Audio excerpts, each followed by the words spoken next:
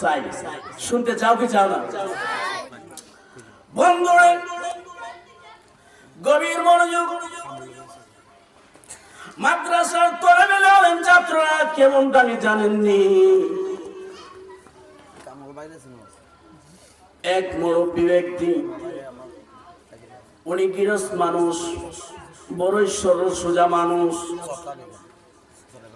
ওনার 3-4টা গাভী ছিল, দুধ দেয় 5 থেকে 6 লিটার দুধ দেয়, সোনাল হইতে নেয়।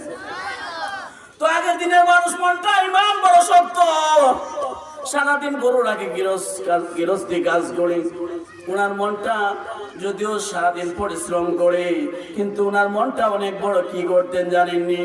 হাসি দিয়ে প্রতিদিন হাফিজি মাদ্রাসায় হাসি ভরে দিয়ে দুধ ফাটাইতেন। জোরে কোন সুবহানাল্লাহ, আর জোরে কোন আল্লাহু আকবার।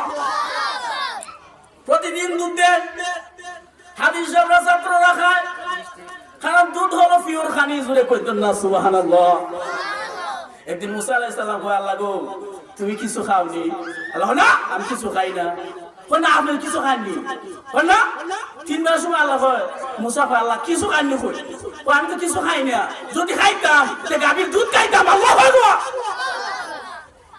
তখন ওই মুরব্বি মাদ্রাসাতে প্রতিদিন দুধ নিয়ে যায়।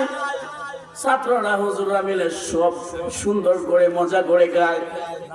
হঠাৎ করে একদিন 9টা হয়ে গেল সকালবেলা, কিন্তু ওই মুরব্বি দুধ নিয়ে আসছে না। ছাত্ররা অনেক অপেক্ষা করতে করতে এক পর্যায়ে এক ছাত্র বলে ফেলছে, হায়রে আজকে তরকারিও ভালো না, মটকায় কেন দুধ নিয়ে আসে না? জোরে কন্যা আল্লাহু আকবার।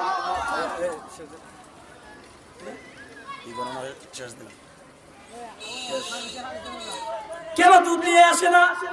আর সেই কথাটা শুনে ফেলছে ওই মুরব্বী। মুরব্বী শোনার পরে কয়, দেখছো আমি এত কষ্ট করে দুধ আনি দে আনি, আমি এত কষ্ট করে খিরাই, তারপর সারাদিন পরিশ্রম করি, আর আমারও কয় মটকা, আর দুধ দিতাম না। দুধ হয়তো আমার মগটা নামও শুনতাম, একটু একটা বড় ছিল, গৃহস্থ মানুষ তো সুবিধা মানুষ, কয় আর দুধ দিতাম না। পরে যখন রাত্রে ঘুমাইছে, দেখে হাসরের ময়দান, সোনাল হইতেন না, যখন হাসরের ময়দান দেখে সবাই ফুল সিরাতের ফুল দেন ফাইতেছে। ছাত্ররা, যে ছাত্র হয়েছিল যে মটকা, কি ছাত্র হই সবাই দুধ খাইতে মনে না, আমরা মটকা দেখছে ফুল সিরাতের ফুল ফাইতারে না। আল্লাহ হইতেন না, ওই মটকারে তো ফুল সিরাতের ফুল ফাইর হইয়া দিয়ে, কারণ আমরা তো দুধ খাইছি, নুন খাইছি, তার গুণ গাই সুরে কন্যা সুবহানাল্লাহ। তখন তো ওই মুরব্বী সোয়ালে ঘুম বাংলার আগে আইসে আমি সেবার, কারণ তো 3টার সময় উঠে যায়। হ্যাঁ হুজুর আমি কি ভুল করছি, আমি তো রাত্রের সময় দিয়ে আসবার ময়দানে গেছে গা, এখন আমি কি করি?